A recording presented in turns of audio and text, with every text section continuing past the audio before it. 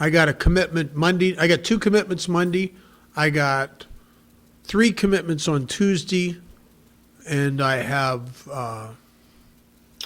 a committed meeting on Wednesday and on one Thursday. Thursday it's about half the time. So I got jobs in Alcoholics Anonymous, and Monday and Tuesday are non-negotiable. I'm always there for those. I don't miss, and it's just an important part of my sobriety. You ever come to my home group on a Monday or Tuesday night, you'll find me there an hour early. I'll be greeting, helping with the chairs. Monday I'm a speaker host and a greeter. Tuesday I'm a setup guy and a greeter. I also have my hospital and institution commitments every week, and 2 of those. And I stay in the middle of AA. Any questions? Anybody have any? Like, there's a lot of things that come up in 12-step work that people are problematic. Yeah. Yeah. Mike and I talk a lot about guys that come in that are so sick, or so burdened that they just get through the program quick. And we sponsor this even out of the book, but you talk about taking guys through quicker. Can you talk about that a little bit? Talk about guys coming in real sick and taking them through quickly. Yeah. The program's the program. The individuals are different. What could be quickly with one guy might be to be through the up to step 9 within less than 30 days. With someone else, it might be a year. I just keep nudging them forward through the steps, and their resistance and willingness determine the pace. And there's really not a whole lot you can do about that. As long as a guy is taking action in Alcoholics Anonymous, I'm not going to throw him away. I'm not going to. Now, if a guy doesn't do anything, there's a certain level of that's non-negotiable. You got to go to meetings. Your sponsor, you have to call your sponsor enough that he knows you're his sponsor. Right? If you call your sponsor up and they go, "Who is this?" You haven't been calling your sponsor enough. So there's certain things that's no-brainer stuff. As long as a guy's making certain efforts. But if a guy goes too long, like if he's suffering from alcoholism and he's 3 years sober and he still hasn't done his 4th step, I might start having a conversation with him about, maybe you need to find somebody you're willing to do this with, because evidently I ain't the guy, because you're not willing to do it with me. And sometimes not everybody's a fit here. I'm not a possessive sponsor. If a guy goes to one of the guys I sponsor or somebody else in Alcoholics Anonymous and does well, I'm cheering for him. I'm not, nobody can be all, you can't be all things to all people. You just can't. And we're all brought together by divine appointment. So I just want the guy to get better. He doesn't have to be a part of my home group to get better. He doesn't have to be sponsored by me to get better. But I want him to take the actions. So I don't know, why isn't it odd that you'll hear it and do it from one person, and another person could say the exact same thing and suggest, and you won't do it. It's weird like that. So, but as quick as I can, I'll get them through it. But they're the ones that depends on them, actually. Does that help? Yeah, a little bit. I guess, if I just read the book to them like I normally do, it just takes some time. Oh, it does. You have fast track.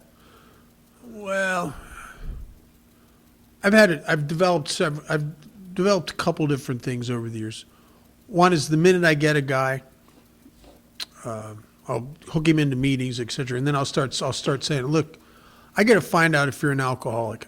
I want you to read the doctor's opinion, and I want you to read and then explain to me from your experience 2 things. And I want you to tell me what Silkworth says, and I want you to tell me, more importantly, from your own experience. Why is it that when you start to drink, even though you don't want to go too far, you always seem to go too far? What is that? And then why is it that once you've been rendered sober by a detox or getting arrested or whatever, and you're swearing to yourself you're never going to drink again, what happens to you that eventually brings you to a point where you'll succumb to the desire to drink again? And I'll ask him to answer those two questions, because those are the two prongs in the fork of powerlessness, the phenomenon of craving and the restless, irritable discontent, the spiritual malady, to try to get him, and just, but more importantly, I don't than him telling me what it says in the book, I want him to tell me from his own experience. You know, I want him to tell me about the time he was on his lunch hour from work, and he only had time for 2 drinks, and how he didn't even go back to work that day. You know, or right? I want him to tell me from his. It's got to be his deal. So. What if you got a guy that's willing to do the work, but he can't see that obsession? Would you keep going forward, or would you stay with the obsession? The obsession to drink once he's sober, you mean? Yeah. Like now that he's sober, he feels like, oh, it's not a problem anymore, but I know I got a problem, so I want to keep moving forward with this process. But he can't really see that powerlessness. Has he relapsed? There, I think there's 2 types of alcoholics. There's acute and chronic. On page 20 and 21 of the book, it talks about these 2 types. And it's the first type it talks about is what is referred to as the hard drinker. It's a drinker has a problem with drinking. And this guy looks just as much like an alcoholic as I do, I would imagine, to an outside observer. The book says that he's has the habit so bad, he's drinking so habitually that it starts to impair him mentally and physically. Most family members, doctors, clergy would send a guy like that to AA or treatment or something. It says it may even cause him to die a few years before his time. And then it talks about one of 2 phenomena that can occur in this person. One is that he may have it within him to stop altogether and be fine without God, without the steps, without everything. His alcoholism ends where the bottle ends. Or he may even be able to learn how to moderate his drinking. And there was an organization that we made fun of for years called Moderation Management. But if you were just a problem drinker and you weren't really an alcoholic, that might be a viable treatment for you. Just like acute alcoholism, like all acute illnesses, is solved by the physical stabilization of the condition. Such as pneumonia is an acute illness. But chronic illnesses, and if you're a chronic alcoholic, then if you're saying, oh, I work better, feel better, having a better time, you're what the book says, you're a boy whistling in the dark. But there are people who quitting drinking solves the problem. And there's people like that in AA. I sponsored a guy. I sponsored him for about a year. He's still sober. He's 38 years sober. He's never worked a step at all in 38 years. He's a happy guy. He asked me to sponsor him because his wife died and he was going through grieving. He thought maybe this steps would help, and we started getting into it, and he didn't. The grieving started easing up, and he didn't need to go through the rest of the steps. He never needed to do anything. He's just a happy guy when he quits drinking. Don't you hate people like that? I don't hate people like that. There was a time I did. I was jealous of them, actually. So maybe your guys, he might be of that irk. I mean, he could be. And I often wonder, I often question whether chronic alcohol or acute alcoholics should ever sponsor chronic alcoholics. The reverse won't do any harm. If you're a chronic alcoholic, you could sponsor a guy like that. It's not going to hurt him. But if he would sponsor a guy like me, because if he's sharing what worked for him is not to drink, and that's not enough for me. Anyway. It's my 2 cents for that. Anybody else? Yeah. What about, what do you think about guys, it seems like we're introduced to Alcoholics Anonymous a little sooner in our problem than what they used to be. So maybe we're introduced to this before we're at our bottom, wherever that may be. Do you think as sponsors, it's kind of our responsibility to guide them to the bottom? As far as kind of, you were talking about it a little bit earlier with making Yeah. the fatalness of this. We can try. The literature implies that at a couple places, once in the big book and once in the 12 by 12, that we can sometimes, through sharing our experience, we can get an alcoholic to realize things about himself that might have taken a couple more years of drinking, you know. Maybe.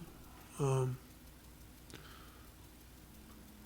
of Some- go back to the next. Yeah, sometimes we give it a shot, and if it doesn't work, it doesn't work. You know, it's the deceiving thing about recovery is that in step one, it talks about a place where all of this must occur. And it says in chapter 3, we learned we had to fully concede to our innermost selves that we were alcoholics. This is the first step in recovery.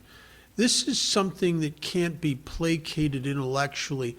The problem is if you're a sponsor often or just an observer, you can't see into the guy's innermost self. All you can see and experience is his words and what he's saying and what his actions. So it's hard to know if a guy really and truly in here got it. That's why in the 12 by 12 it says the only step you have to take 100%, step one, and that's like in here, deep down within ourselves.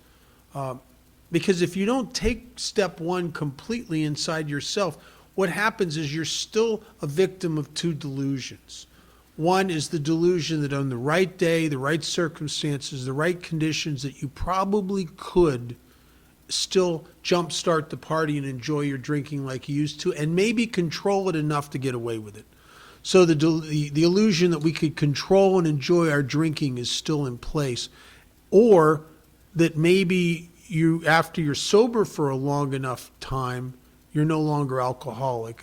The delusion that we are like other people or presently may be, like after maybe, now you're sober a year, you haven't had a drink in a year, how alcoholic can you be? You know, that idea. So, I don't know. And that's all innermost self. I relapsed for enough years. There's no little dark corner of reservation in me. There's nothing. I mean, there's nothing, man. I mean, there's not. I can't even muster up a sentence of chatter of questioning whether I'm out. I mean, I can't. It's all been beaten out of me, you know. Now I can be delusional about other things, but not about that. Did you write that down by any chance? What? Your first step, your occasions, do you have that in writing or? No, I did some of that in treatment centers. I think on one or two occasions. I did one treatment center I went to, and before you left, they told us it was a fourth and fifth step. What it really was a written first step, where you wrote about how bad you were and all your drinking and horrible thing. You know, all it was really a written first step about how unmanageable my life had become and how horrible my drinking and drug use was. No, I had it, but I never kept it.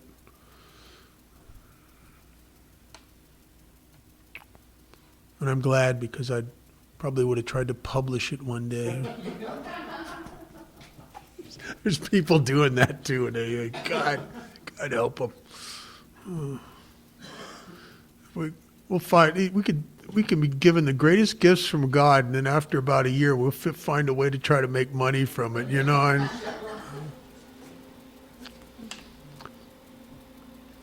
any other questions? Yeah. I haven't done a lot of sponsoring, but I presently have a sponsee that, she keeps relapsing. And, it's just like she wants to get an A for being a sponsee, like she's going to meetings, she's telling me what I want to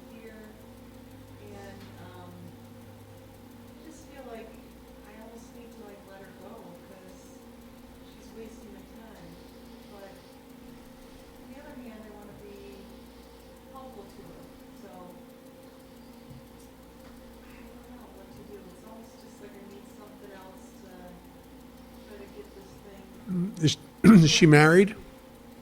No, she's a single mother, overwhelmed.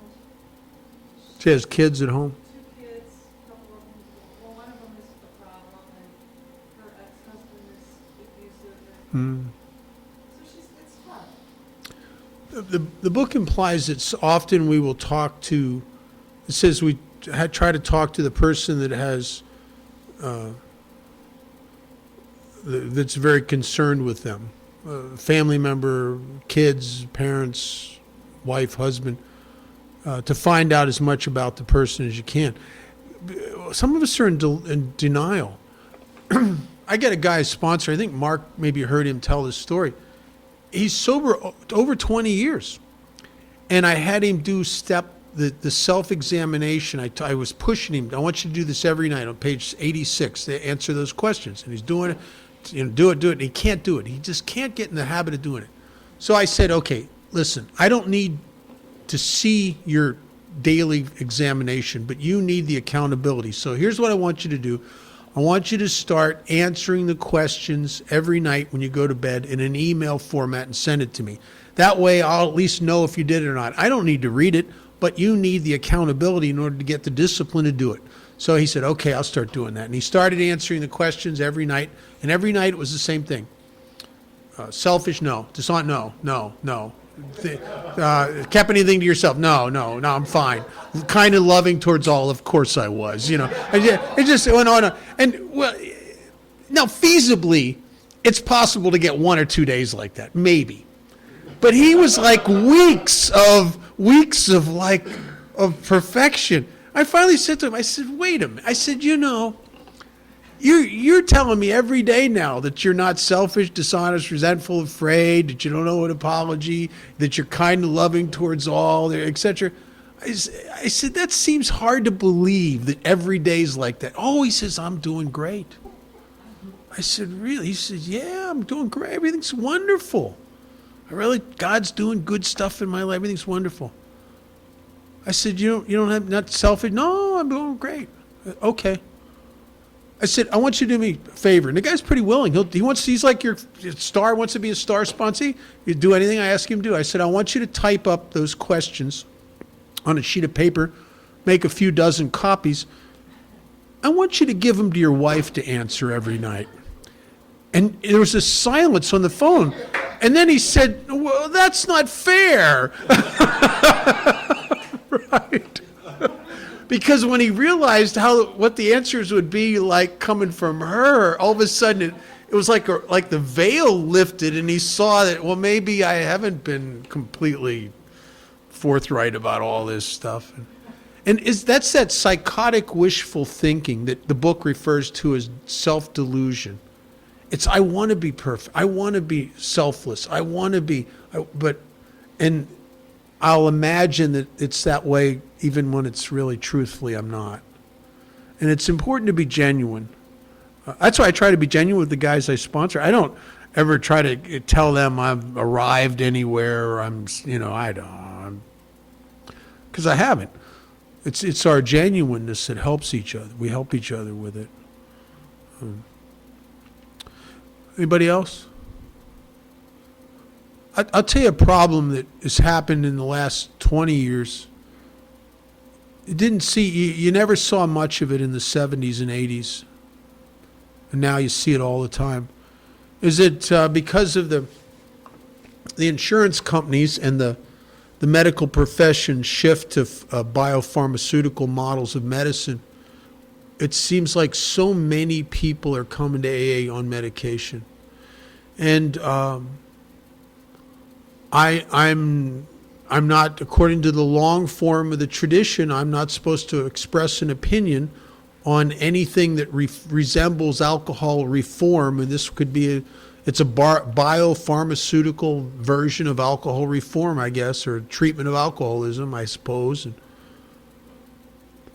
But I do a couple things with guys.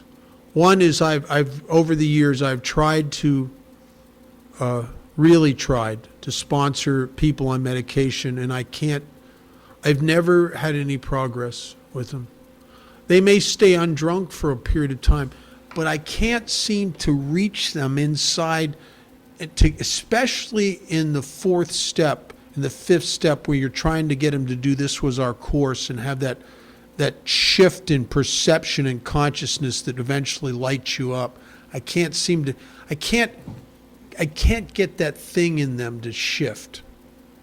And Sharon Crane says it best. She says it's almost as if the medication has put a Teflon coating over their spirit and everything slides off and nothing sticks.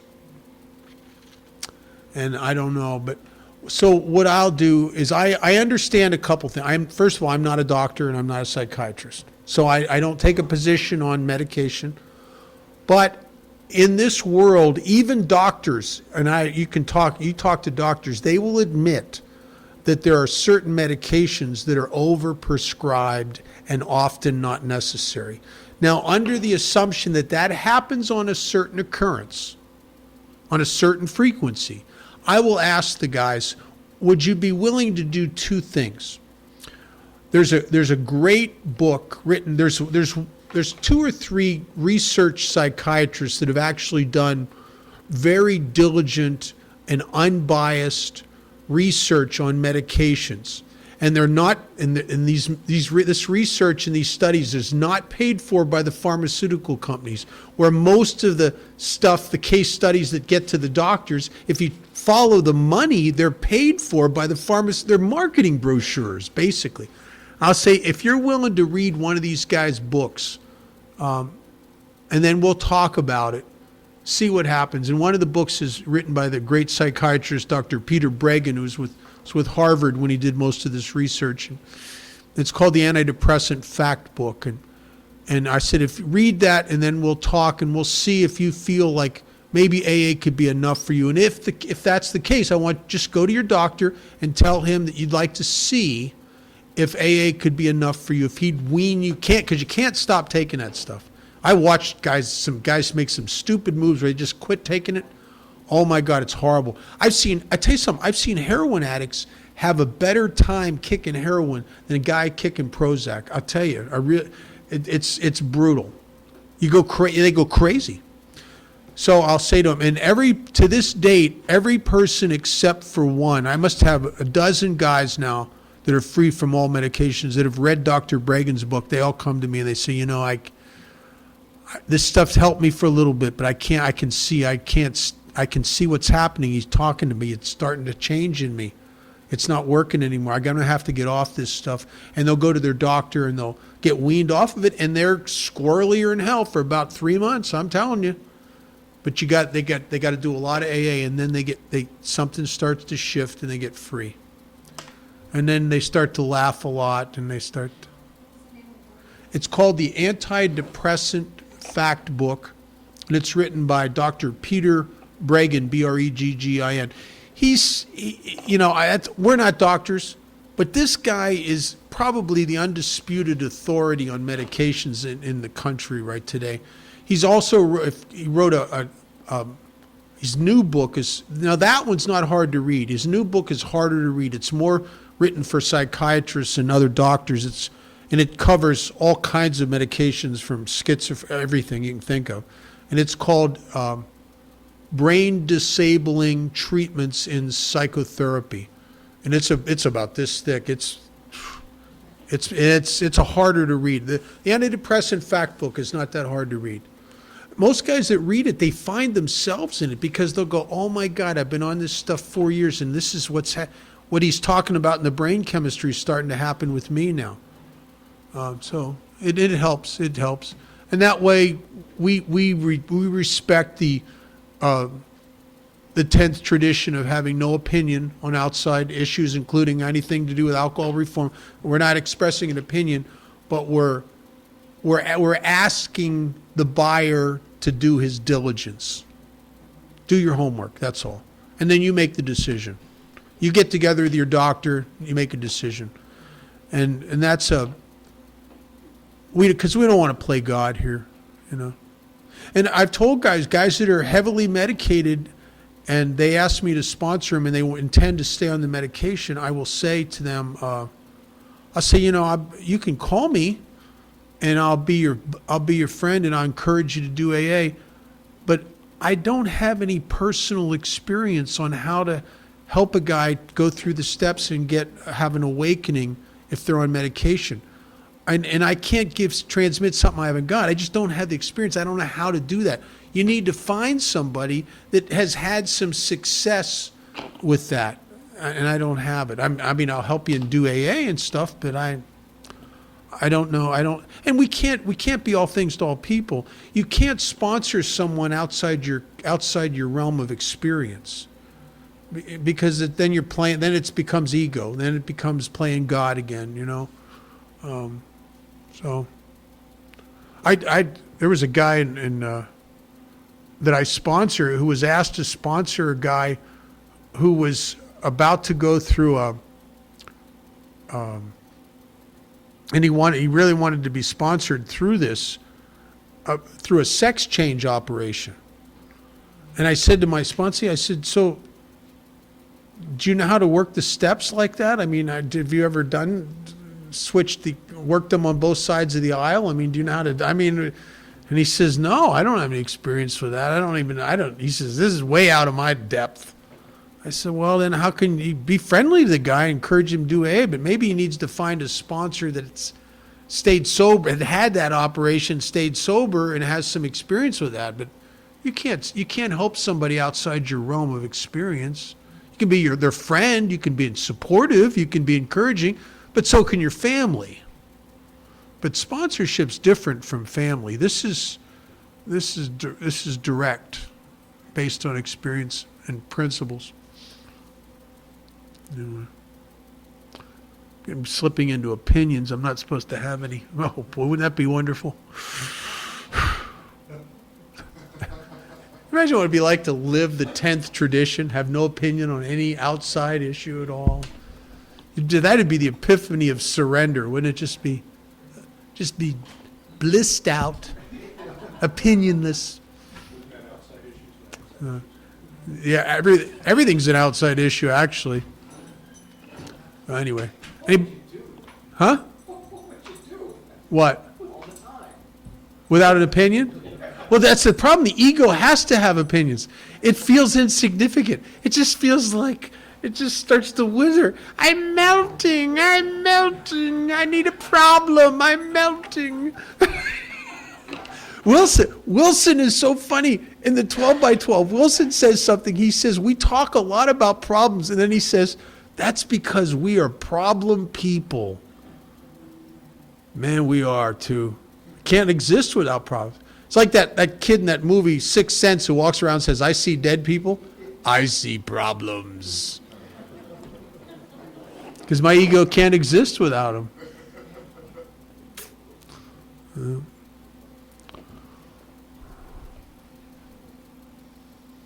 Anybody else? Okay.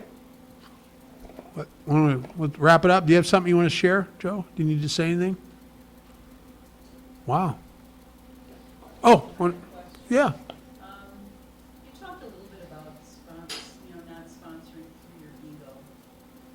And I'm wondering if you could talk a little bit about how you break that circuit of me in there.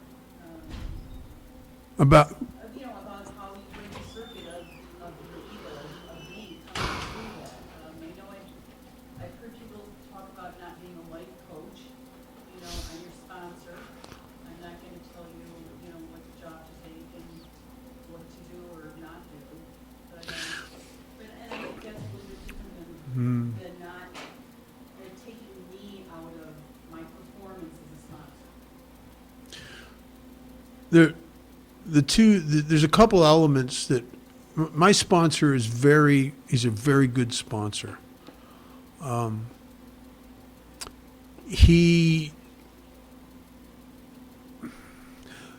One of the things that in order to do that is you have to be properly armed with information about yourself, and you have to be properly armed with the principles in the book so that you're not trying to manage their life. And if you're clear, there's a promise in step 11 that if you're clear, that we'll have entered the realm of the spirit, and you're going to start to have intuitive thoughts and intuitive senses. And these are most prominent in helping others.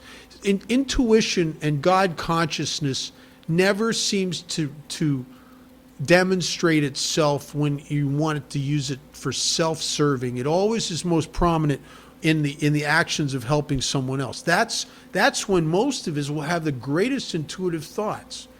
And so the thing is you when your own house is in order, the book says that because if it's not, you obviously can't transmit something you haven't got. So in order for me to be the guy that it's referring to that I'm trying to aim at in step 7 is the guy who's free from the things that stand in the way of my usefulness. And that would be the ego. That's all the control, all that stuff. And if I can do that, then when a guy I sponsor calls me up with a problem, I will find the principle in here that applies. I will find, and sometimes it has to be a combination of God, intuition, and the book, all cooking it out. And I've had that experience on many, many times where the answers just come. The book promises if your own house is in order, but you have to be clear in here. Your spirit has to be clear.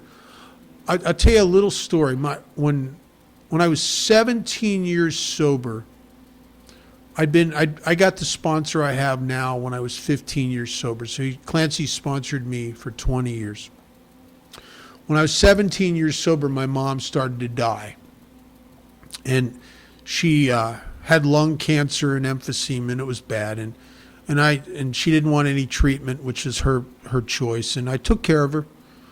And she withered away. She was about 50 pounds when she died. I mean, to change her bedding and her diapers, I could just lift her up like this. She was down to nothing. I mean, just withered away. And she died, and she left an estate of roughly $270,000 invested in mutual funds and a Naveen and some stocks and different things. And they were all in a safety deposit bank at the Bank of America. And I was, there was 2 people on the box, myself and my mom, and I was the executor of her will. And in her will, she left my sister and I, the 2 surviving relatives, 50-50 down the middle, okay, according to the will. Well, the day after my mom died, my sister went over to my mom's apartment and went in and got the safety deposit box key and went to the bank, and somehow, even though her name wasn't on it, they let her in, and she cleaned out the safety deposit box with all the stock certificates and mutual funds and everything, like $270,000. She came into my office and she handed me an envelope that had about $300 in cash in it. It was from all these old bills. It was the last of my dad's coin collection that he'd given to me before he died, and this was the last of it. And she said to me, "Mom wanted you to have this," and it was in an envelope with my dad's handwriting with my name across it, and Mom wanted me to have everything else. And I didn't say nothing to her. I just, that line of the 12 by 12 restraint of tongue and pen. I wanted to say, "What are you talking about? I get half of," I didn't say nothing. She left the office, and I talked to some friends of mine that love me, that are very close to me. All the people that loved me and that were real close to me all said the same thing. They all said, "You're not a doormat, and you have a copy of the will. You got to stand up for yourself. You need to get an attorney. You need to, do the right thing. That's the right thing. Your mom wanted you to have half. She put you in the will for half. You need to defend yourself, stand up for yourself." And all of them said that, except for my sponsor. And I called my sponsor up, and he said to me, "If your sister really feels she's entitled to all of it, let her have it." And then he had to take a little jab at me. He said, "Money's not your problem. Alcoholism and a bad, selfish attitude's your problem." And he said, he says, "You don't need that money. You're fine." And when he said that, I thought, I am fine. I mean, I got everything I need. I don't, what am I, God's taking good care of me. So I told him, I said, "Okay, if she thinks she's entitled to it, I'll let her have it." Well, came to pass that as she starts to want to transfer all this stuff to her name or cash all this stuff out, every one of these entities wants a certified copy of the will and a death certificate. Well, in the copy of the will is naming me half with my address and name. So I'm getting stock certificates and checks in the mail. And I knew that God had rewarded me for doing the right thing. And I didn't need to tell my sponsor about my good luck immediately. I went out and I ordered a brand new Z Corvette with a 20-disc CD player and the custom wheels, put down $10,000 on that. And then I called my sponsor. That's a bad order of events. So let me tell you, really. And I called and Clancy got on the phone. I told him, I said, "Mike, get in there. I'm getting the checks. Everything. This is amazing. Isn't this very cool?" He says, "Call your sister up and offer to sign them all over to her." I said, "Clancy," I said, I'm not trying to, I didn't manipulate. I'm just getting this stuff. He said, "Listen, kid," he said, "didn't you agree that if your sister believed she was entitled to it, you would not fight her about this, that you were going to surrender?" Yeah. They said, "Then do what you said you were going to do. What, are you going to backdoor her on a technicality? Do what you said you were going to do." I don't know where he grabbed that spiritual principle. My friends didn't grab it. And I called her up and I said, "Marge, I'm getting all this stuff in the mail. If you still feel the same, come on over. I'll sign to my office. I'll sign it all over to you." And my sister said to me, she said, "Rob, maybe I was wrong. Maybe Mom really wanted you to have half." And I realized that when my mother died, my sister became afraid. Because all her life, my mom, if she ever got in trouble, my mom was good for $1,000. And when she got afraid, I don't know about you, but you scare me, I'll get selfish. I'll get this. I can lie to you if you scare me. I'll lie to myself and believe it. You scare me enough. And my sister, without a sponsor, without a 12-step program, without meetings, without on her own, came around because she has a good moral compass in here. It's not broken like mine has been at times. She just on her own without a sponsor, she came to the same conclusion I had to have a sponsor beat me up to do. And consequently I ended up with half, and I didn't have to spend the money on the attorneys. And if I would have spent the money on the attorneys and fought my sister over that, I would have lost her, my only surviving relative, and I would have lost something within myself because I would have been taking a selfish, self-serving stance that me and money are more important than family or anything else. He was right. And my friends who loved me couldn't see that because they loved me. They wanted what was best for me. See, you always got to put principles before your own personality. See, my friends' personalities, they wanted the best for me. They wanted me to have the money. Nothing wrong with that. It's just it wasn't principled. My sponsor grabbed the principle right out of the air. Right out of the air. I try to do the same thing. It's not easy. It's a work in progress.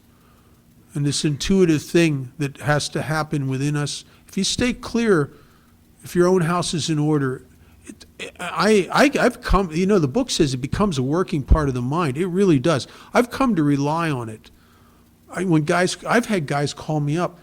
I say things to them sometimes, I don't know where it's coming from. I have no idea.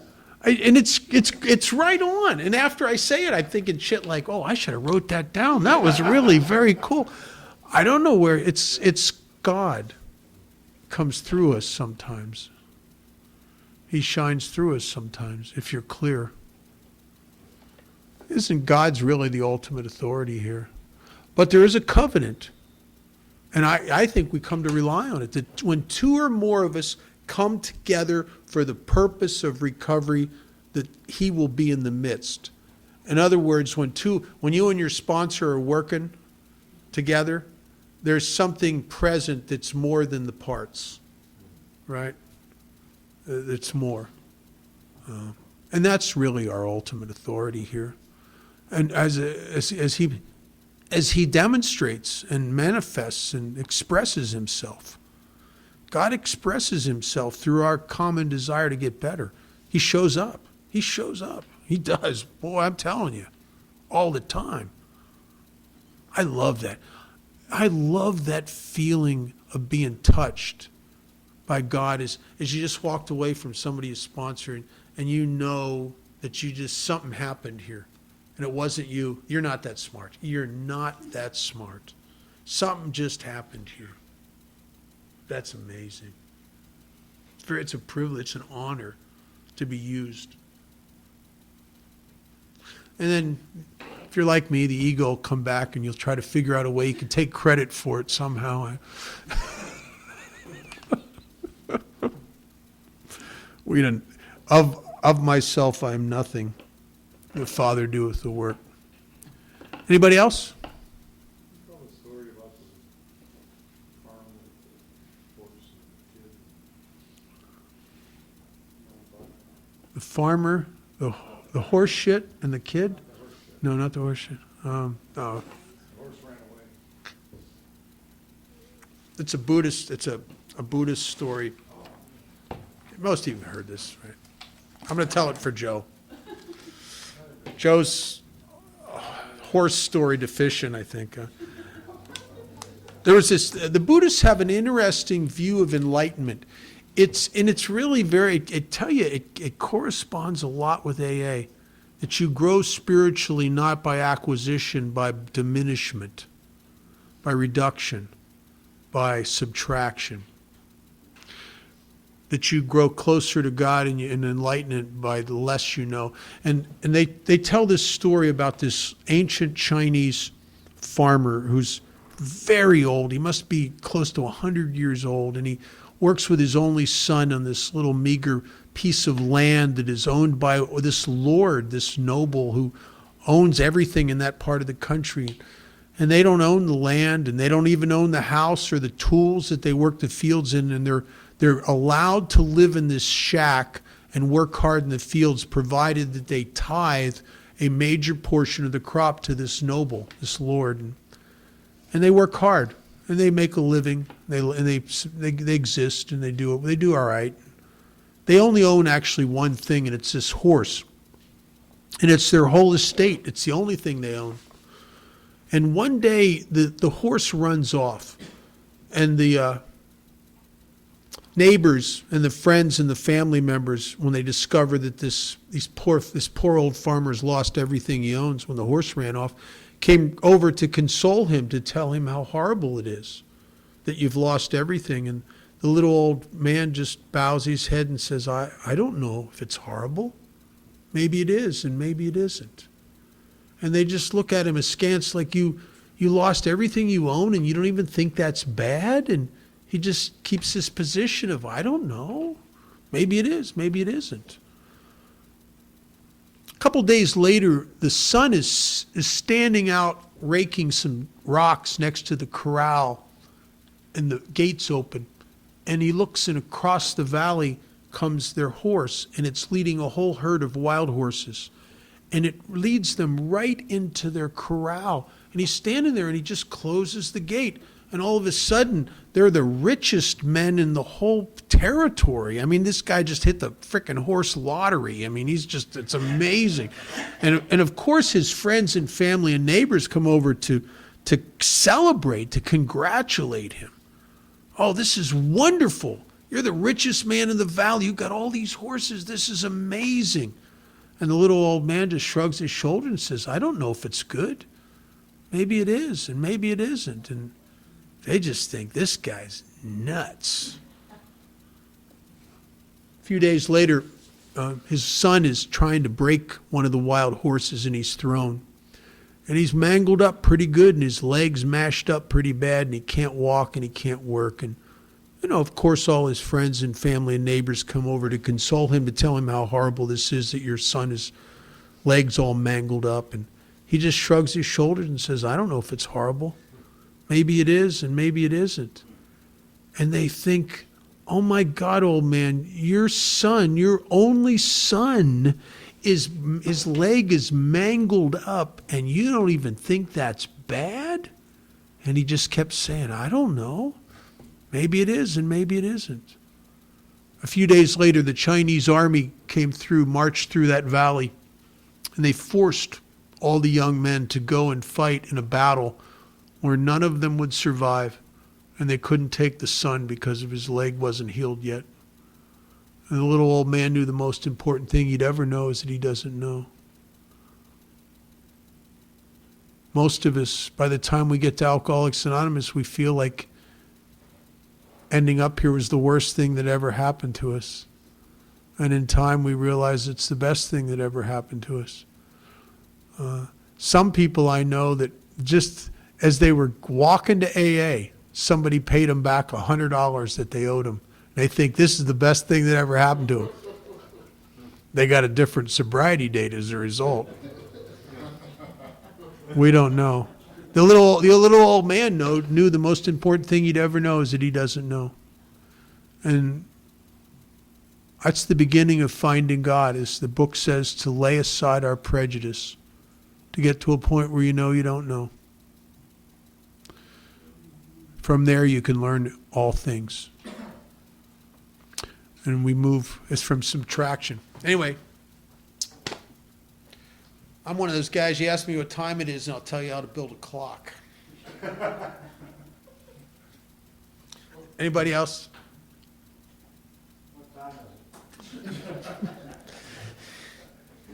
You make these little gears and you just...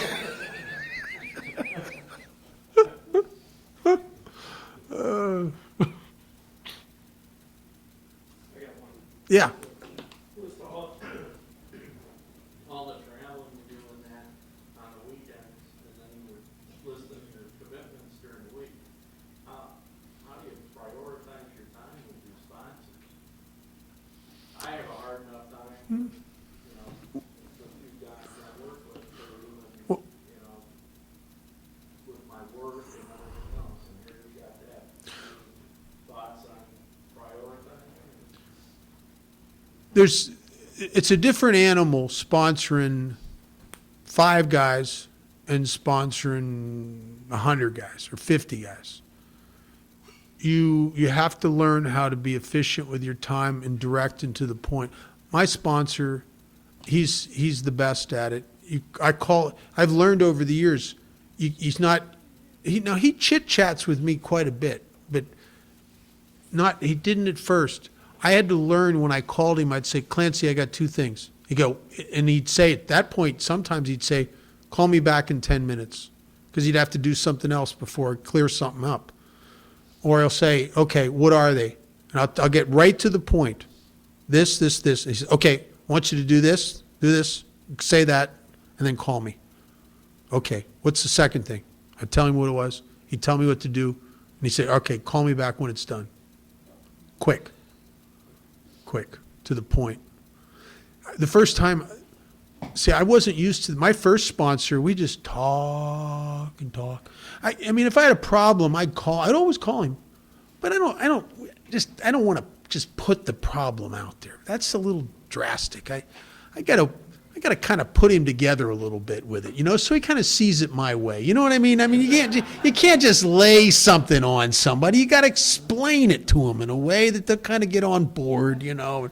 Sort of like a used car salesman, put you together, you know. And that's the way I did. I did that first time I did that with Clancy. I called Clancy up, and I had a problem. I said, I got something I got to talk to you about. What is it, kid? And I started, and about 30 seconds into it, he says, call me back when you want to stop feeding me a lot of crap. And he hung up. I said, he doesn't realize who I am. And actually, he did, I think.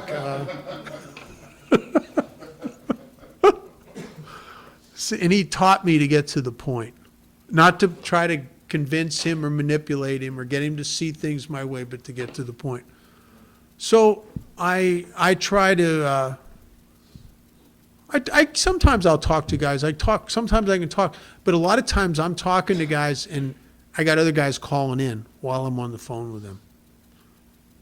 And the great thing is that I get the guys I sponsor to sponsor people quick and do service quick, and then they're a lot easier to sponsor. I couldn't imagine what it would be like to sponsor even 5 guys that weren't doing service and sponsoring anybody. They just wear you out.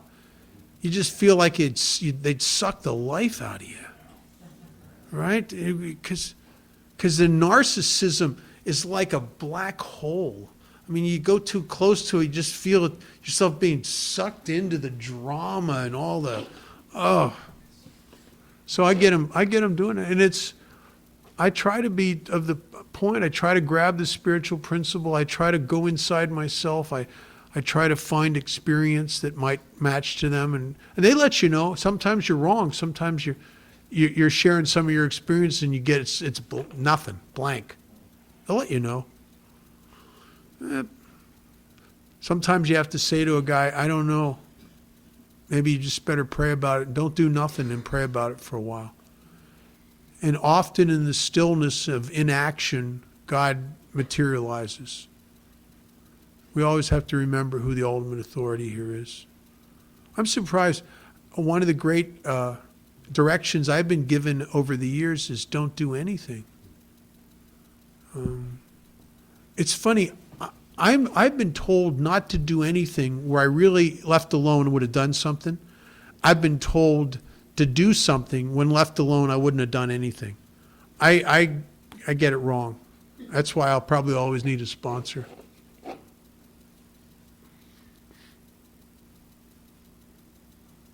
Anybody else? Close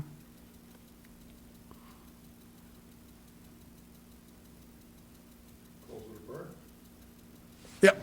Let's close with a prayer.